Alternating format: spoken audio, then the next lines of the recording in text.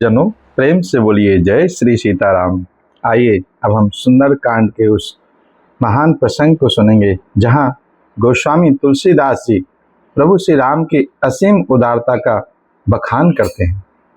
इसके बाद विशाल वानर सेना के सामने जब अथाह समुद्र को पार करने की चुनौती आती है, तब विभीषण जी प्रभु को एक विशेष नीतिपूर्ण मार्ग सुझाते हैं। आइए इन चौपाइयों का अर्थ सहित आनंद प्राप्त करते हैं। प्रेम से बोलो जय श्री सीताराम। रावण क्रोध अनल निज श्वास समीर प्रचंड, जरत विभीषण राख्यो दिनो राज अखंड। अर्थात श्री राम जी ने रावण के क्रोध रूपी अग्नि में जो अपनी विभीषण की श्वास वचन रूपी पवन से प्रचंड हो रही थी, जलते हुए विभीषण को बचा लिया और उसे लंका का अखंड राज प्रदान कर दिया। जो संपत्ति शिव राम ने दीन दिए 10 मात, स्वयं संपदा विभीषण सकुच दीन रघुनाथ। अर्थात शिव ने जो संपत्ति रावण को अपने 10 सिरों की बलि देने पर प्रसन्न होकर दी थी, वह लंका का महान ऐश्वर्य और संपत्ति श्री राम जी ने विभीषण को बहुत संकोच करते हुए प्रदान कर दी।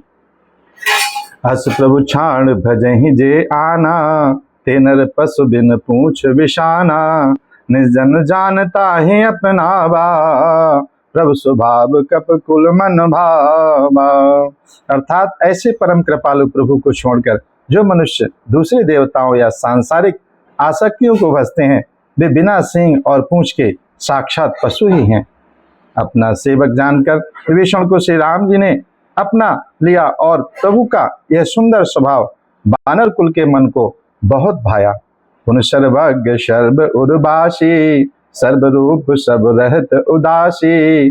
बोले बचन नीत प्रतिपालक, कारण मनुज धनुज कुल घालक। फिर सब कुछ जानने वाले, सबके हृदय में बसने वाले, सर्वरूप सब रूपों में प्रकट, सबके रहित उदासीन और भक्तों पर कृपा करने के कारण से ही मनुष्य बने हुए तथा राक्षसों के कुल का नाश करने वाले श्री रामचंद्र जी नीति की रक्षा करने वाले वचन कहते हैं।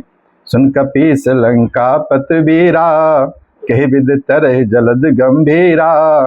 संकुल मकर रग जस जाति, अध अगाध दुस्तर शव भांति। अर्थात प्रभु ने कहा है, वीर वानरराज सुग्रीव और लंकापति विभीषण, सुनो, इस गहरे समुद्र को किस प्रकार पार किया जाए।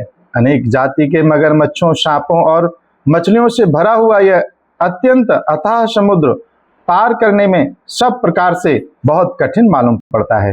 कह लंकेश सुनहु रघुनायक, कोट सिंधु शोषक तब सायक। जद्यपि तदप नीत यस गाये, विनय करे सागर सन जाए। अर्थात विभीषण जी कहते हैं, हे रघुनाथ जी सुनिए, यद्यपि आपका यह एक बाण ही करोड़ों समुद्रों को सुखा देने वाला है, तथापि नीति ऐसी कहती है कि पहले मर्यादा का पालन किया जाए और जाकर समुद्र से मार्ग के लिए प्रार्थना की जाए। प्रभु श्री राम की सर्वसमर्थता को जानते हुए भी विभीषण जी ने उन्हें नीति के मार्ग पर चलने का सुझाव दिया, ताकि संसार को विनय और मर्यादा का संदेश मिल सके। क्या समुद्र प्रभु की इस प्रार्थना को स्वीकार करेगा? आइए इस प्रसंग को आगे सुनते हैं। जय श्री सीताराम, जय श्री सीताराम।